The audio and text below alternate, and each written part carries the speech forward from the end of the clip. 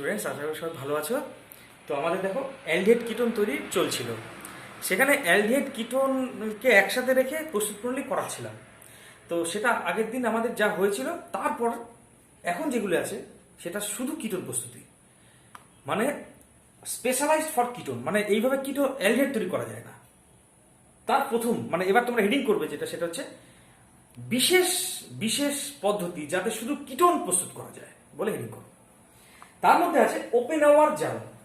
Open hour জারণ এটা mainly এইচএসে আসে না, তবুও বলা যায় না আসতে পারে। এখন আর প্রশ্নের মা বাবা পাচ্ছি না, প্রশ্ন যা খুশি তাই দিয়ে দিচ্ছি, তো তোমরা সবই পড়বে। যাই হোক, ওপেন আওয়ার জারণ এটা কি দেখো, মনে হচ্ছে কোনো একটা, মনে করো 2 ডিগ্রি অ্যালকোহল আছে, CH3 CH2 CH OH CH3, 2 degree alcohol. তাকে তুমি জারণ করলে কি দিয়ে? একটা বিশেষ যৌগ, যৌগটা হচ্ছে অ্যালুমিনিয়াম টারশিয়ারি বিউটক্সাইড। অ্যালুমিনিয়াম টারশিয়ারি বিউটক্সাইডের সংকেতটা দেখো, দেখো এইখানে ও, এখানে ওইচ লিখলে কিন্তু টারশিয়ারি বিউটাইল অ্যালকোহল, তা ওইচ লিখবো না, তার পরিবর্তে অ্যালুমিনিয়ামকে রাখবো। আবার অ্যালুমিনিয়ামের যেহেতু যোজ্যতা 3, তাই এই টোটালটাকে হোল 3 লিখবো। এইটার নাম হচ্ছে অ্যালুমিনিয়াম টারশিয়ারি বিউটক্সাইড। এটাকে আমি অ্যাসিটোন দ্রাবকে, অ্যাসিটোন মানে তুমি নিশ্চয়ই জানো CH3CO CH3, এটা দ্রাবক রূপে নেব। অ্যারেঞ্জমেন্টটা বোঝো তাহলে কি বললাম। কোন একটা 2 ডিগ্রি অ্যালকোহলকে জারণ করছি অ্যাসিটোন দ্রাবকে অ্যালুমিনিয়াম টারশিয়ারি বিউটক্সাইড দিয়ে, তাহলে মেকানিজমটা দেখাবো না, অত্যন্ত জটিল। তাহলে 2 ডিগ্রি অ্যালকোহল কিটোনে রূপান্তরিত হবে, মানে this group will be converted into কিটো গ্রুপ, মানে এখান থেকে হাইড্রোজেন, এখান থেকে হাইড্রোজেন বেরিয়ে যাবে। তাহলে পাচ্ছি কি খেয়াল, CH3 CH2 CO, এই গ্রুপটা জারিত হচ্ছে CH3 প্লাস। একটা কথা বলতেই হবে, মনে রাখবে এই বিক্রিয়ায় দ্রাবক রূপে যাকে ব্যবহার করেছিলাম মানে অ্যাসিডনকে, সেটা আস্তে আস্তে অ্যালকোহলে রূপান্তরিত হবে, মানে এখান থেকে দুটো হাইড্রোজেন এর কাছে চলে আসবে।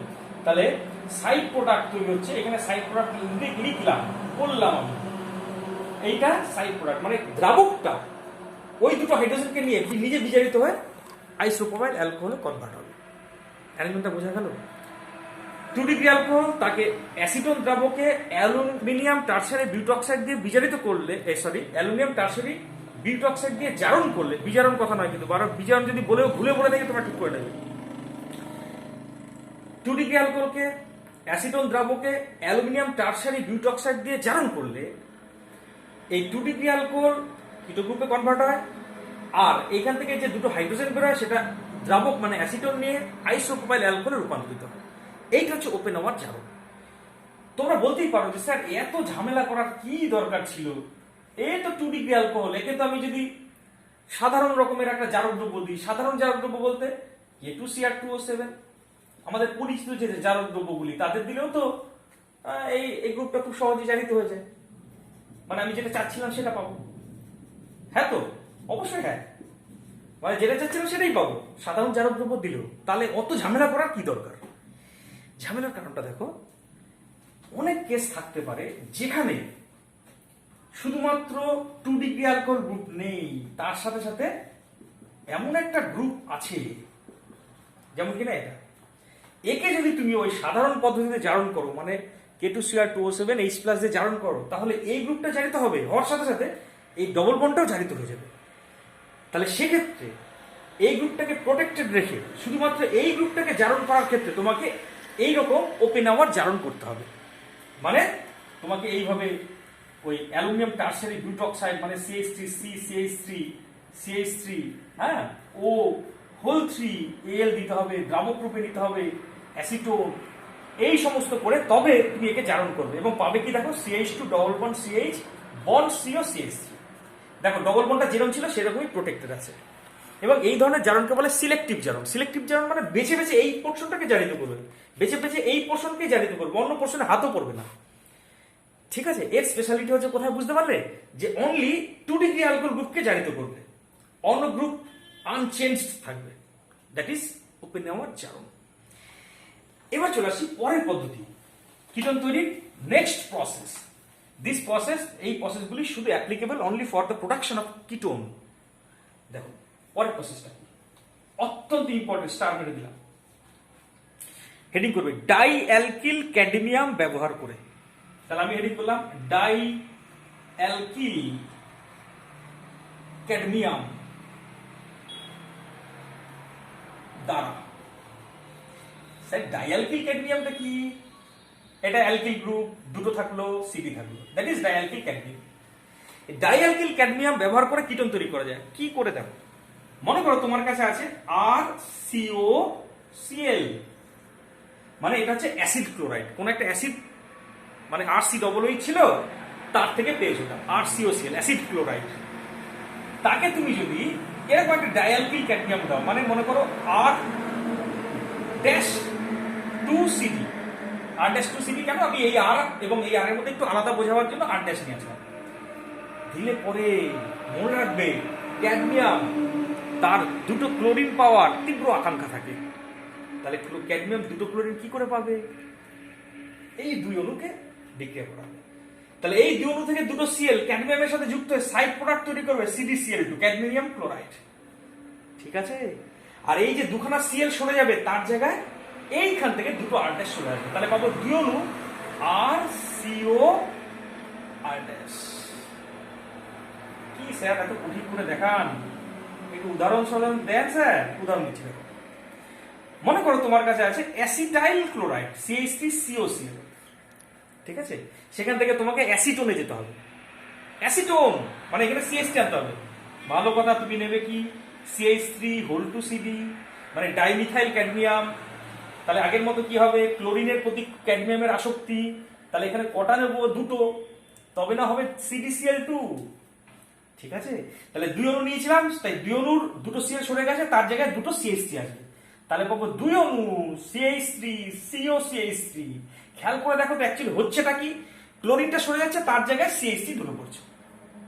আরেকটা এক্সাম্পল দিই, এটা এক্সাম্পল 1 ছিল, এক্সাম্পল 2। তোমাকে বললো যে তুমি এই যৌগটা থেকে, শোনো একটু মজা করে পড়বে, এমন না যে আমাকে পড়া মুখস্থ করতে হবে, এরকম না, মজা করে পড়বে, ভালো লাগবে। এটা হচ্ছে বেনজোইল ক্লোরাইড, বেনজিন বলা COCl, তোমাকে Cl এর জায়গায় CH3 আনতে হবে। তাহলে তুমি কি নেবে? Cl এর জায়গায় CH3, তাহলে কি নেবে? ওই উপরের মতো CH3(2CD), ডাইমিথাইল ক্যাডমিয়াম। তাহলে এরকম কয় অণু অংশ নেবে? দুই অণু।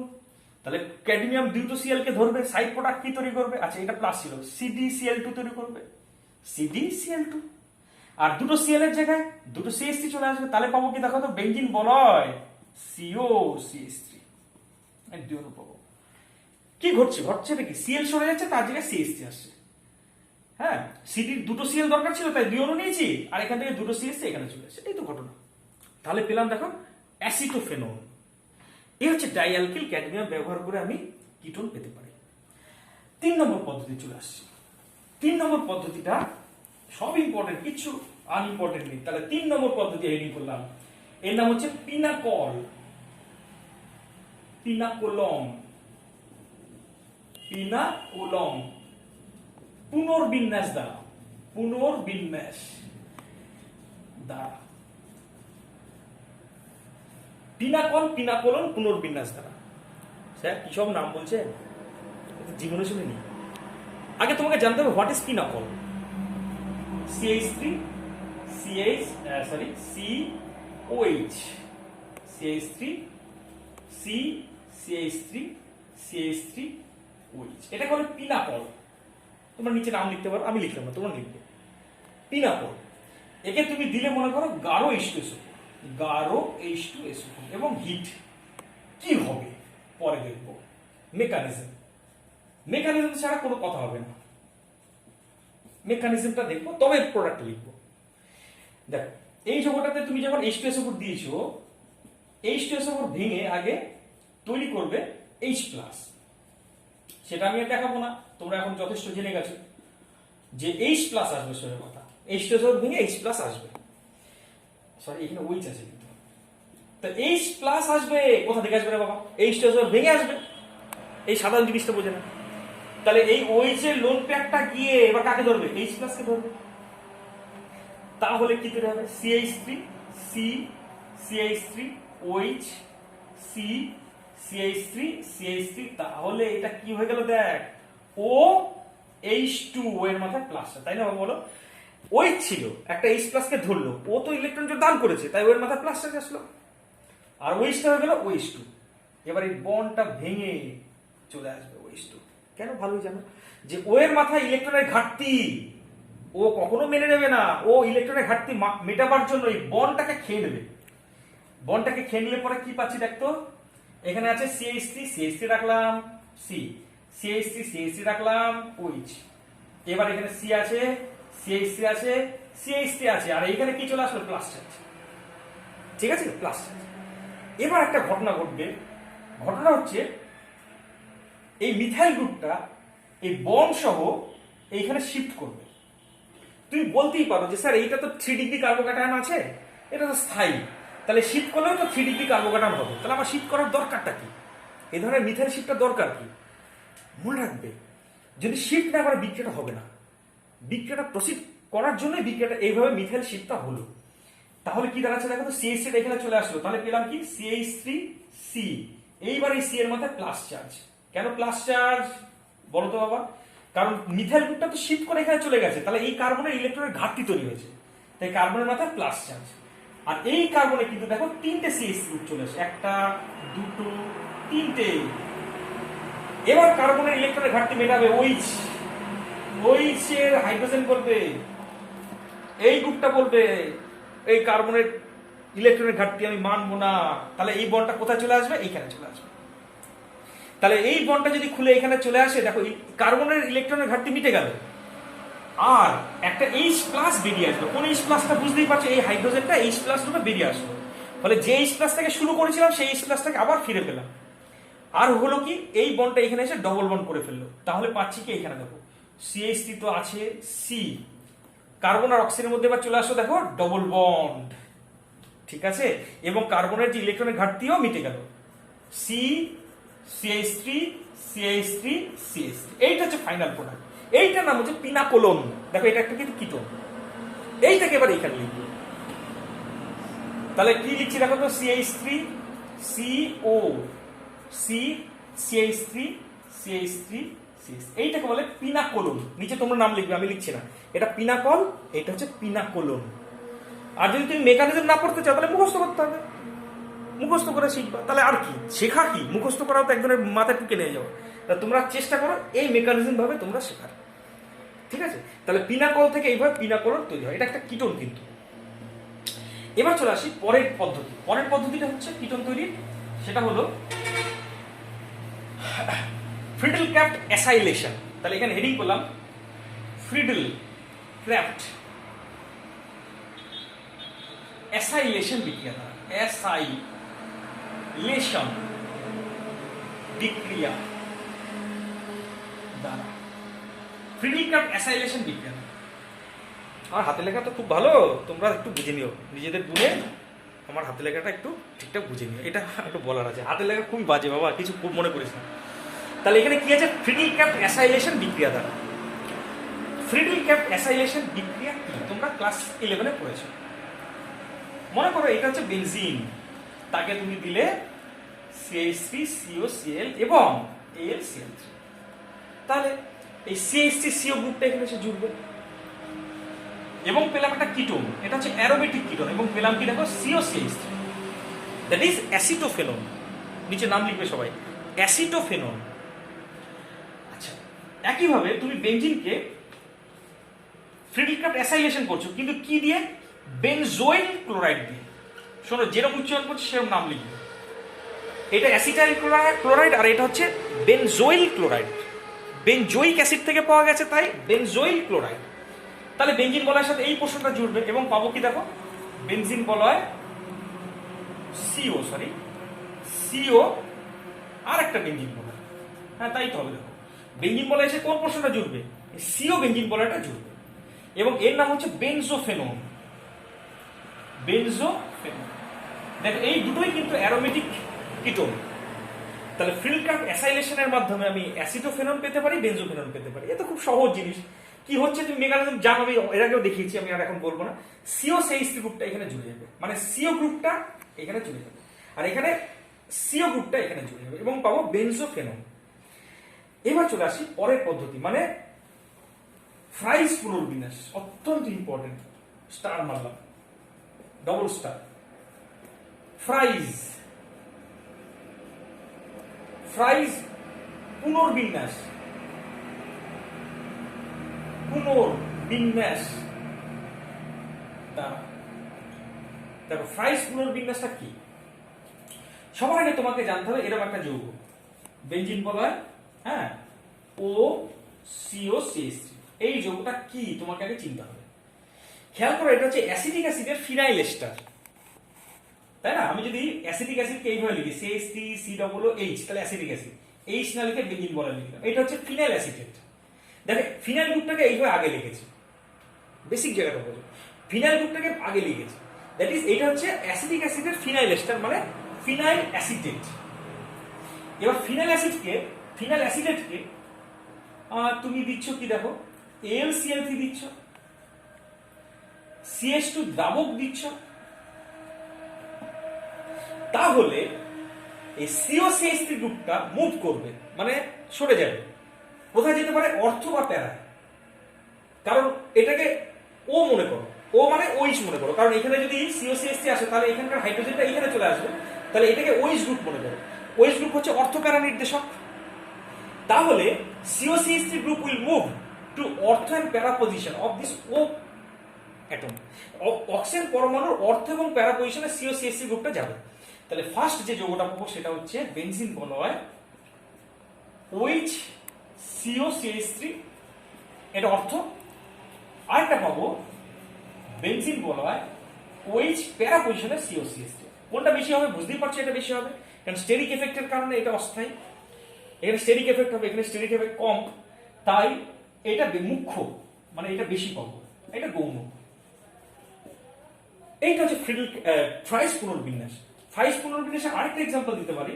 মনে করো বেনজিন বলয় ও সিও বেনজিন বলয় আছে, এইটা যদি হয় অ্যাসিটিক অ্যাসিডের ফিনাইল এস্টার, তাহলে এটা দেখো বেনজোইক অ্যাসিডের ফিনাইল এস্টার। এর নিচে নাম লিখবে ফিনাইল বেনজয়েট, এটার নিচে অবশ্যই নাম লিখবে ফিনাইল অ্যাসিটেট, আর এইটার নিচে নাম লিখবে ফিনাইল বেনজয়েট। এই ফিনাইল বেনজয়েটকে তুমি যদি AlCl3 দাও, CH2 দ্রাবকে, ঠিক আছে, তাহলে এই COCH3 গ্রুপটা মুভ করবে কোন কোন অবস্থানে? এক না অর্থতে, নয় প্যারা। তাহলে পাবো কি একই রকম ভাবে কি পাবো, দেখো বেনজিন বলয়, হ্যাঁ, OH এই পজিশনে আসলো CO বেনজিন বলয়, এবং প্লাস OH লিখলাম, আর প্যারা পজিশনে CO বেনজিন বলয় লিখলাম। এখানে আমার একটা কথা বলার আছে, দেখো এইটা হচ্ছে অ্যাকচুয়ালি ইন্ট্রামলিকুলার ফ্রিডেল-ক্রাফট অ্যাসাইলেশন। একটু আগে যে ফ্রিডেল-ক্রাফট অ্যাসাইলেশন বললাম, তার ইন্ট্রামলিকুলার পদ্ধতি। তুই ফ্রিডেল-ক্রাফট অ্যাসাইলেশনে কি কি নিয়েছিলে মনে করে দেখো তো, CH3CO নিয়েছিলে আর AlCl3 নিয়েছিলে। ফ্রিডেল-ক্রাফট অ্যাসাইলেশনে নিয়েছিলে CH3COCl আর AlCl3। এখানে CH3COCl বাইরে থেকে নিতে হয় না, দেখো CH3CO গ্রুপটা ভিতরেই আছে। এই গ্রুপটা AlCl3 উপস্থিতিতে অর্থতে যাচ্ছে একবার, প্যারা যাচ্ছে একবার। অথবা তুমি যখন আরেক ধরনের ফ্রিডেল-ক্রাফট অ্যাসাইলেশন করেছিলে, সেখানে দেখো বেনজিন বলয় COCl নিয়েছিলে আর AlCl3 নিয়েছিলে এর আগের বিক্রিয়াটাতে, কিন্তু এখানে বেনজিন বলয় COCl মানে বেনজোইল ক্লোরাইডকে বাইরে থেকে নিতে হয়নি, এর মধ্যেই আছে, সেই গ্রুপটাই মুভ করেছে অর্থাৎ প্যারা। তাই এইটাকে বলা হয় এই ফ্রাইস পুনর্বিন্যাসের আরেক নাম হচ্ছে ইন্ট্রামলিকুলার ফ্রিডেল-ক্রাফট অ্যাসাইলেশন। তো বেনজিন তোমার কিটোন প্রস্তুতি এই কটাই আছে তোমাদের স্পেশাল, শুধু কিটোন তৈরি করা যায় ভাবে, আর এখানে আর কিছু নেই। তবু আমার যেহেতু টাইম আছে, তাই আমি এই অ্যালডিহাইড ও কিটোনের বিক্রিয়া শুরু করবো, ঠিক আছে? নেক্সট দিন থেকে বিক্রিয়া শুরু করবো। আজকে টাইম আছে, তাই একটা বিক্রিয়া অ্যাটলিস্ট চেষ্টা করছি করে দেওয়ার এই ভিডিওর মধ্যে, জায়গা যেহেতু আছে। তাহলে হেডিং করলাম অ্যালডিহাইড মানে RCHO এবং কিটোন মানে RCOR এর বিক্রিয়া।